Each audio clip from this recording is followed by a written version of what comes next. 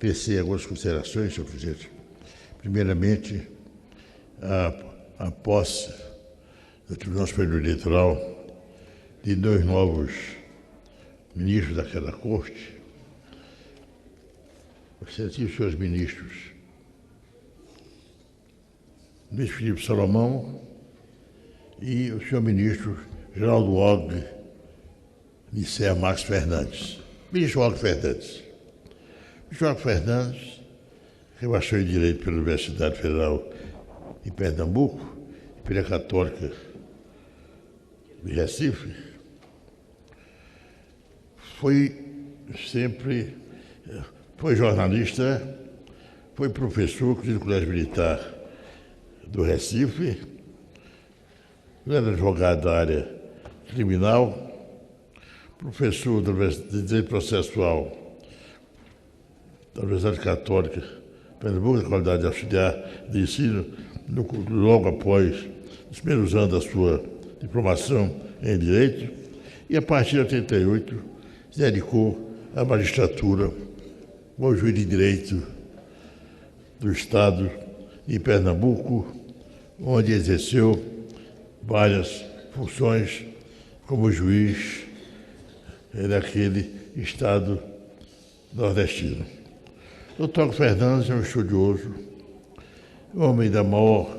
competência, da maior seriedade, tendo sido, inclusive, senhor presidente,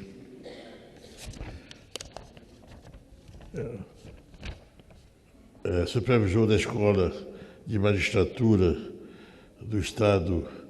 de Pernambuco, e assessor do próprio presidente da Justiça de Pernambuco, e também, senhor presidente, chegou a ser, nesse caso, também desembargador do Tribunal de Justiça de Pernambuco, em 1997 a 2008, quando foi escolhido ministro do Superior Tribunal de Justiça. Alckmin Fernandes representa o que há de melhor na tradição pernambucana da grande escola do Recife, que forma juristas cultos realmente, formação jurídica à altura do que se deve esperar de magistrado, sobretudo quando integrante de uma corte superior do nosso país, como é o caso do Superior Tribunal de Justiça. Como magistrado, Pernambuco todo lhe admira, mercê da sua integridade moral, intelectual, da sua coragem, da sua firmeza ética. A sua simplicidade é tão grande quanto a sua dignidade. O grande magistrado que honra Pernambuco, que honra a história do Nordeste e que vem desempenhando a altura dos desafios que são inerentes ao magistrado que ocupa o Superior Tribunal de Justiça do nosso país. Também tomou posse, senhor presidente, no Superior Tribunal de Justiça, Luiz Felipe Salomão, baiano, que honra a cultura baiana, mercê da sua inteligência, da sua sagacidade intelectual, baiano que venceu do Rio de Janeiro, exatamente em razão do seu talento,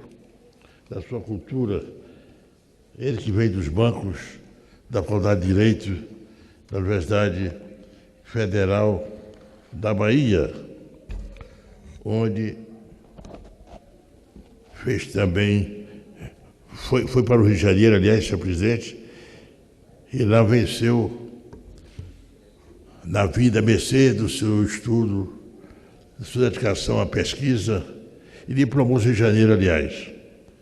pela antiga Faculdade de Saúde de Direito, que eu tive a honra também de lá me diplomar, da antiga Universidade do Brasil, hoje, Universidade Federal do Rio de Janeiro. Portanto, ele participou da Faculdade de Direito da ex-universidade, que teve como reitor, durante muitos anos, um grande baiano, que honra a cultura do Brasil, a história e o direito brasileiro, o direito constitucional, o grande biógrafo de Castro Alves, que é essa figura inesquecível do grande Pedro Calmon. Também, senhor presidente, pós-graduado em Direito Comercial, chegou a ser promotor de Justiça do Estado de São Paulo, por concurso público. Essa a vivacidade desse baiano, quer dizer, o que mostra que a Bahia abre o mundo para os seus filhos inteligentes, as portas do mundo para os seus filhos inteligentes. E depois, senhor presidente, ele, o homem, chegou a atingir outras funções do judiciário do Rio de Janeiro, alcançando depois o Superior Tribunal de Justiça, sendo também professor da Fundação Getúlio Vargas, sócio do Instituto de Advogados de São Paulo, que é um celeiro de advogados estudiosos. E, portanto, senhor presidente, a vantagem dele no Tribunal Eleitoral, que além de um grande jurista, ele foi um grande advogado, um renomado magistrado, é, sobretudo, homem lido, um apaixonado por Norberto Bobbio. E tenho certeza que a leitura do Norberto Bobbio vai ser para ele de grandes lições para o exercício da justiça eleitoral, mercê das várias questões políticas submetidas à sua apreciação. Queria aqui também, senhor presidente, registrar a visita feita ao Piauí pelo eminente ministro Moura Ribeiro, do STJ, que eu tive já conheci há muitos anos. Eu que visitei muitos santos, sua cidade natal, ainda já nos últimos momentos do Fausto, da riqueza do café, posto que seu pai, seu avô, de tudo, foi um grande exportador, maiores exportadores de café do Brasil, do Porto de Santos. Ele que foi um grande advogado de direito marinho desse país, seja o maior deles. E tive o privilégio de conhecer Sua Excelência, que foi aluno no curso colegial de um tio meu materno, sacerdote, padre Américo Soares, vigário de Petrolina, depois acompanhou o Dom Idílio Soares para a Diocese de Santos, quando exerceu professor da Escola Estadual Canadá, capelão do Colégio Estela Maris, o mais importante de Santos naquele momento, professor da Universidade Católica de Santos, chegou a ser seu vice-reitor, foi secretário de Educação de Santos, um homem inteligentíssimo, pelo qual, nesse momento aqui, não há tempo para falar. Então, Moura Ribeiro veio de um auge, uma família rica, veio do momento, dos últimos grandes momentos de Santos. O jornal Tribuno de Santos era uma referência para quem queria conhecer a economia cafeira e o próximo movimento econômico do país, pela vantagem que o jornal tinha como indicador da pujança econômica do Brasil, que tinha naquele momento a conta café das mais importantes do país. Ele é casado com a desembargadora do Tribunal de Justiça de São Paulo, magistrada de carreira, desembargadora Maria Olívia Alves, portuguesa, filha do grande Porto de Portugal, brilhante, inteligentíssima, respeitada, admirada do Estado de São Paulo, um casal perfeito do ponto de vista da afinidade intelectual e jurídica. Corajoso nos seus votos da Câmara Civil do Superior Tribunal de Justiça, é dele dois votos fundamentais para se definir o problema de financiamento da saúde, de medicamentos do SUS, prestigiando a Agência de Vigilância Sanitária do país, aumentando a sua responsabilidade e desta casa, do Senado sobretudo, na escolha dos seus dirigentes, porque ele diz, um dos seus votos, expediria de case hoje da jurisprudência brasileira, de que só se pode autorizar a concessão de remédios às pessoas pobres, desde que os remédios, nacionais ou não, sejam devidamente registrados na Anvisa. Isso é um voto fundamental, da maior importância, que vai dirimir várias controvérsias que vêm atravacando, às vezes, a própria justiça brasileira com ações ligadas à liberação de remédios. É aqui importante, senhor presidente, fazer essa saudação ao Bispo Moura Ribeiro, que na minha cidade foi homenageado pela Assembleia Legislativa, por iniciativa do deputado Henrique Pires, ex-ministro cidadão piauiense, da sociedade que tive presente, o presidente da Justiça do Estado, o governador Sebastião Ribeiro, o presidente do Tribunal Regional Eleitoral, o desembargador Francisco Parlandir Filho, também presentes desembargadores Edivaldo Moura, Ilo e outras autoridades, o desembargador federal Cássio Marques, o ex-presidente da OAB, doutor Marcos Vinícius Furtado Coelho, justa homenagem a um grande homem que durante 2, 3 dias ficou em nosso estado, até porque suas raízes maternas também se encontram na Parnaíba, na querida Parnaíba, a nossa grande cidade, que foi a mais próxima, das mais próximas do Nordeste, até os anos 50 do século passado. Senhor presidente, queria também aqui aproveitar para parabenizar o jornal O Globo pela maturidade e a importância dos seus editoriais para se compreender o Brasil atual, sobretudo os seus aconselhamentos na área da política econômica do Brasil, e deve servir de leitura obrigatória, no meu entender, para todos quanto é a responsabilidade pública deste país. No artigo, no editorial, senhor presidente, editorial de segunda-feira, dia 25 de novembro, e chama atenção para os problemas externos do país, problemas que aconteceram, os protestos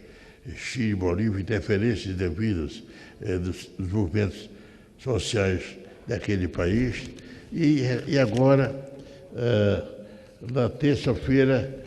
ele faz exatamente uma abordagem, no dia 26, sobre o mercado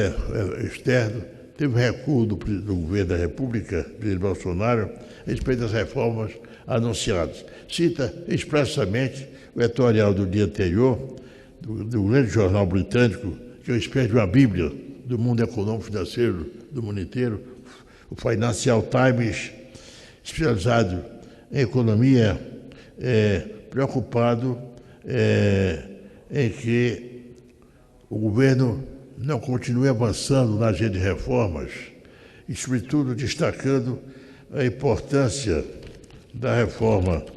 administrativa, porque, segundo disse ele, a proposta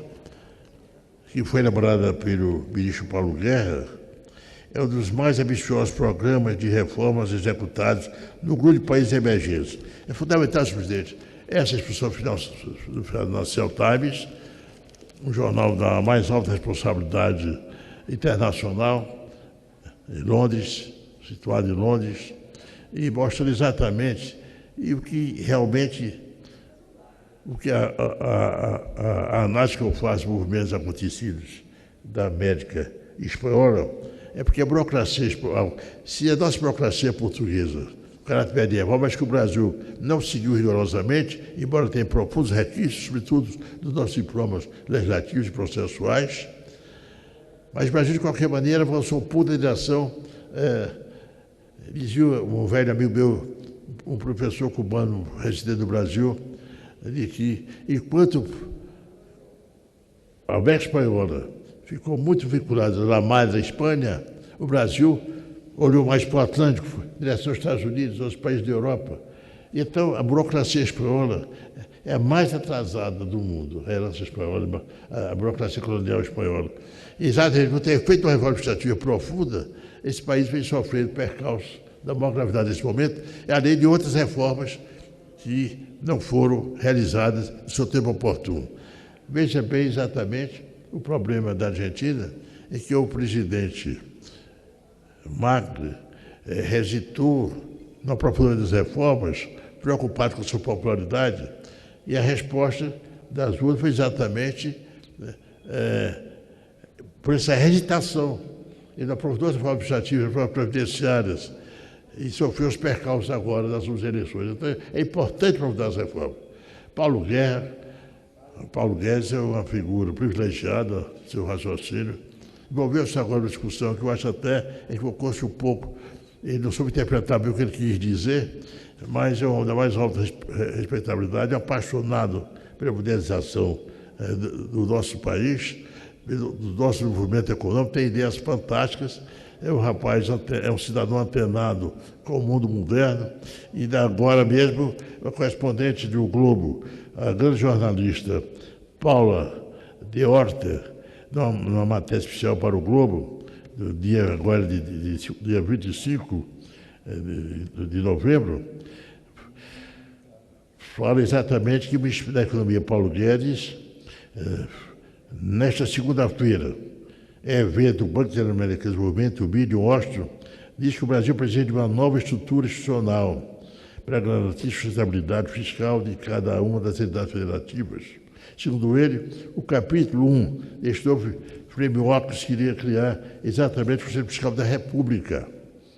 Este grupo, segundo o ministro, deve se encontrar a cada 3 meses. Nós sabemos que esse grupo, da proposta do ministro, composto do presidente da República, presidente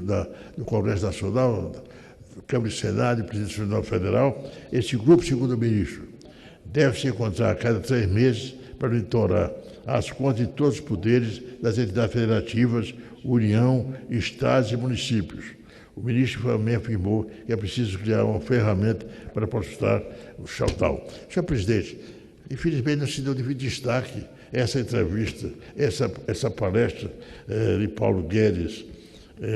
no BID, talvez em função de declarações suas atrapalhadas e talvez mal interpretadas nos Estados Unidos a respeito de problemas institucionais do país. Mas adiante, nessa própria conferência, o ministro, do relatório apresentado, na sua exposição apresentada no relatório do Governo das Américas, lançado pelo banco anualmente, ele disse que o déficit de 7,9 bilhões para o resultado para outubro, em 5 anos, exatamente precisa de um processo realmente de reinserção do país, das reformas e desenvolvimento nacional. Guedes também, que dentro do novo Pacto Federativo que será firmado, o dinheiro deve estar onde as pessoas estão. Diz ele, Paulo Guedes, hoje o dinheiro fica em Brasília. Disse o ministro, frase que costuma pronunciar em suas apresentações. Nosso plano é mais Brasil, menos Brasília.